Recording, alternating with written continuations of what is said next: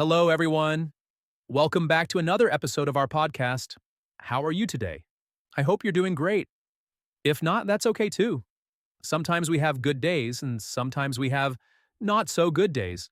That's life, right? But don't worry, you're here now, and we're going to spend some time together, just chatting and improving our English. Today, I thought we could talk about something simple but important: daily life. The little things we do every day, like waking up, eating breakfast, going to work or school, running errands, and so on. It may sound basic, but trust me, there's so much we can learn from talking about these everyday routines.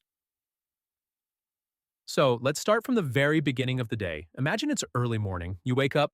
What's the first thing you do? For me, the first thing I do is reach for my phone. Not the healthiest habit, I know, but I check the time, maybe scroll through some notifications, and then I get out of bed. What about you? Do you get up right away or do you hit the snooze button? Oh, and here's a quick English tip. To hit the snooze button means to press the button on your alarm clock or phone so it stops ringing and gives you a few more minutes to sleep. It's a phrase we use a lot when talking about mornings. For example, you could say, I hit the snooze button 3 times this morning. I didn't want to get up. Okay, so after you get up, what's next? Do you make your bed? Some people do, some don't. Personally, I try to make my bed every day. It's a small thing, but it makes me feel like I've accomplished something right at the start of the day. Plus, it's always nice to come back to a neat and tidy bed at night. After making the bed, it's time for the morning routine. This usually includes brushing your teeth, washing your face, maybe taking a shower. Do you follow the same routine every day, or does it depend on your mood? For example, some people love taking cold showers in the morning to wake themselves up. I've tried it a few times, but honestly, I prefer warm water.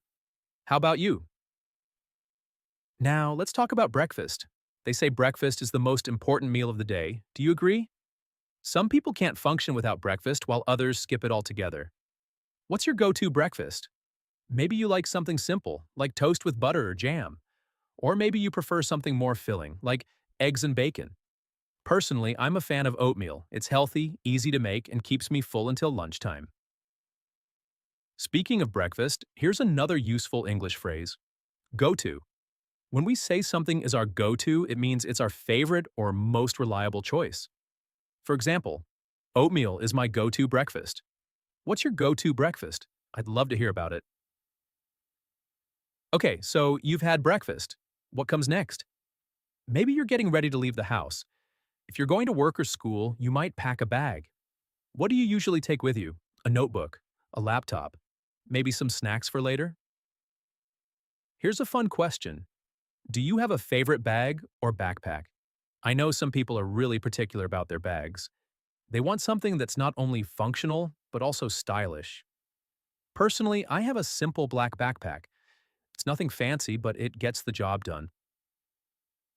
Now, let's talk about transportation. How do you usually get to work or school? Do you drive, take the bus, ride a bike, or maybe you walk? If you take public transportation, you've probably heard phrases like to catch the bus or to miss the train. For example, I was running late this morning and I almost missed the train. Have you ever had a moment like that? Public transportation can be an adventure, can it? Sometimes it's smooth and easy, and other times it's a bit chaotic. Maybe the bus is late or the train is crowded, but it's all part of the experience. Okay, so now you've arrived at your destination. Let's say it's work. What's the first thing you do when you get there? Do you grab a cup of coffee? Check your emails? Maybe chat with a coworker? Speaking of coworkers, let's talk about small talk. Small talk is the kind of casual conversation you have with people, especially in the workplace.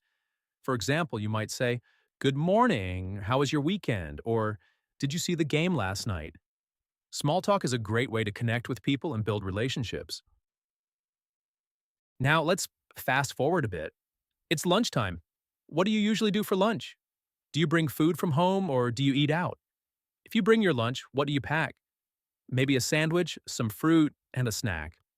If you eat out, do you have a favorite place? Let's say you go to a cafe. How would you order in English? You could say, "I'll have a chicken sandwich and a coffee, please." Simple, right? After lunch, it's back to work or school. Maybe you have meetings, classes, or projects to work on. What's your favorite part of the day? And what's your least favorite? For me, I always feel a bit sleepy in the afternoon. It's like my energy just disappears. Does that happen to you too? Okay, let's skip ahead to the end of the day. You finish work or school and it's time to go home. What do you usually do in the evening? Maybe you cook dinner, watch TV, read a book, or spend time with family. Evenings are a great time to relax and unwind. Speaking of dinner, what's a typical dinner for you? Do you like to cook or do you prefer ordering takeout? If you cook, what's your specialty? I'm not a great cook, but I can make a pretty decent pasta. How about you? After dinner, maybe you spend some time on your hobbies. Do you have any hobbies? Maybe you like painting, playing an instrument, or exercising. Hobbies are a great way to de-stress and have fun. Finally, it's time for bed. What's your nighttime routine? Do you read a book, scroll through your phone, or go straight to sleep? Personally, I like to read for a bit before bed. It helps me relax and clear my mind. And that's a day in the life. As you can see, even the simplest routines can be full of opportunities to practice English. Whether it's learning new vocabulary, practicing phrases, or just thinking in English, every little bit helps. Before we wrap up, let me ask you a few questions. What does your daily routine look like? Is there anything you'd like to add or change? And what's one thing you've learned from today's episode? I'd love to hear your thoughts. Feel free to reach out and share your answers. And if you enjoyed this episode, don't forget to subscribe and leave a review. It really helps us grow and reach more people. Thank you so much for spending time with me today. I hope you found this episode helpful and enjoyable. Remember, learning English is a journey, and every step you take brings you closer to your goal. Keep going and don't give up. Take care, and I'll see you in the next episode. Bye for now. Thank you so much for watching. If you enjoyed this video and found it helpful, don't forget to hit the like button and share it with your friends. And if you don't want to miss out on more content like this, make sure to subscribe to the channel and turn on the notification bell. Your support means the world to me and helps me create even better content for you. See you in the next video. Take care.